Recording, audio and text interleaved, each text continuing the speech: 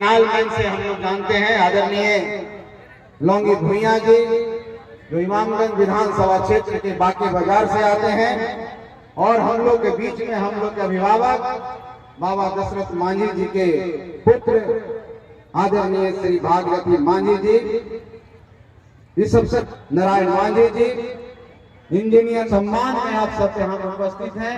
भीवर ही नहीं, पूरे गया जिला के विभिन्न क्षेत्रों से आए हुए सभी सम्मानित जनता, महान जनता, सभी माता बहन को मेरे तरफ से जय भीम, सभी को प्रणाम। खास करके गायक बंधुओं को भी जो गायकी के माध्यम से आप सबको जोड़े हुए हैं। सर्वप्रथम मैं बाबा साहब बाबा दशरथ मांझी जी के चरणों में श्रद्धा सुमन अर्पित करके मैं अपनी बात को शुरू करता हूँ। आज का जो कार्यक्रम है वाकई में अपने आप में एक अनूठा कार्यक्रम है। एक समाज की प्रतिबद्धता, समाज की एकता, समाज की ताकत जो आज दर्शा यहाँ पर दिख रही है, जो परिलक्षित हो रही है, आने वाला समय में इस समाज को नए आयाम देने का काम करेगा। निश्चित तौर पर उन लोगों के लिए सबक है जो समझते हैं कि भुइया मुसहर जाति अभी तक सोया हुआ है। ये इस बात का परिचायक है कि भुइया मुसहर भी जाग चुका है, और जब भुइया मुसहर जो वीर का संतान है, तुलसी वीर का संतान है, दीना भद्री के संतान है, माता सेवरी के संतान है, बाबा दशरथ मांझी जो पर्वत पुरुष की संतान है, उसका जब वंशज, उसका जब अपना परिवार जाग जाएगा तो कुछ भी कर सकता है, क्योंकि उन लोगों, हमारे पूर्वज ने ऐसा काम करके इस धरती पर दिखाया है जो कोई दूसरा नहीं कर सकता है। पाठ पढ़ाया है, जो 22 सालों में पत्थर को काट के रास्ता बनाने का काम किया है, उन हम लोग को सीख दिए हैं। आज के दिन में हम लोग उनसे सीख लेना चाहिए। उनके जैसा साहस हम सब में भी होना चाहिए। हम सबको मानसिक गुलामी से आगे बढ़ना चाहिए। मानसिक गुलामी क्या है? हम सोचते हैं कि हम फलना जात में आते हैं, हम दलित जाति से आते हैं, इसलिए हम काम नहीं कर सकते हैं, हमारे अंदर सामर्थ्य नहीं है, हमारे अंदर क्षमता नहीं है। ऐसी बात नहीं है। आप उनके संतान हो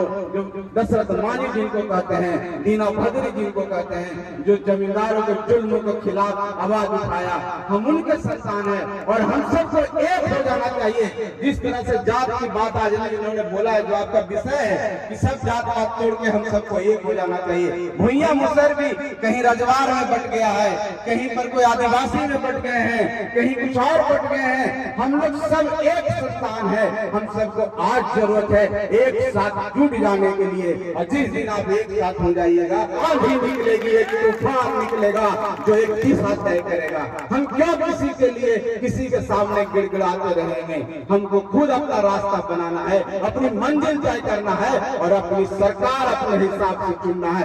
बस इतना ही है भाइयों कि सब एक हो जाओ। हर मंच पर जो अलग अलग मंच सजाते हो, सब एक मंच पर आ जाओ। देखो समा बदल जाएगी, दिशा बदल जाएगी, और तुम्हारे चेहरे पर भी मुस्कान आ जाएगी। और ये सब चीज को छोड़ करके, अगर जाति पाति ना छोड़ो, अपने में जो भेदभाव है, अपने में जो बैलेंस है, उसको तोड़ करके एक हो जाओ। कोई व्यक्ति से परहेज नहीं करो और अहम नहीं करो कि हम में बहुत बड़ा चीज है। भगवान ने तुमको दिया है। जिस समाज में हम जन्मे हैं, आज ये सामाजिक व्यवस्था में हम सबसे पिछड़े हुए हैं। हमको सबसे पिछड़ा माना जाता है।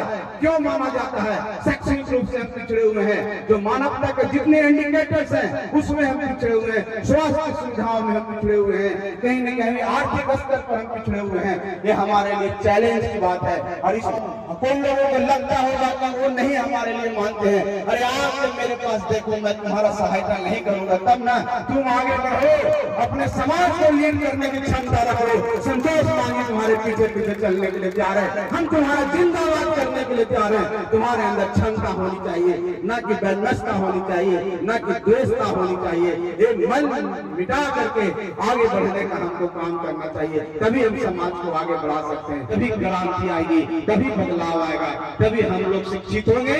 और जब शिक्षित होंगे तभी आर्थिक रूप से संपन्न होंगे, जब आर्थिक रूप से संपन्न होंगे, तो हमारे घरों में भी लालटेन की जगह बल्ब जलेगा, हमारे सड़कें भी चमचमाएंगे, हमारे बच्चे भी डॉक्टर इंजीनियर बनेंगे, हम भी अच्छा जीवन जिएंगे। और हम एक चुनाव एक प्रतीक है कि हम जाग चुके हैं, और जागने वाला इंसान एक दूसरे का विरोध करता है, क्योंकि एक विरोध नहीं होगा तो समझिए जाग समाज सोया हुआ है। ये अच्छा समय आ चुका है, करवट बदल चुका है, हम जरूर कामयाब होंगे। बहुत बहुत धन्यवाद। जय भीम।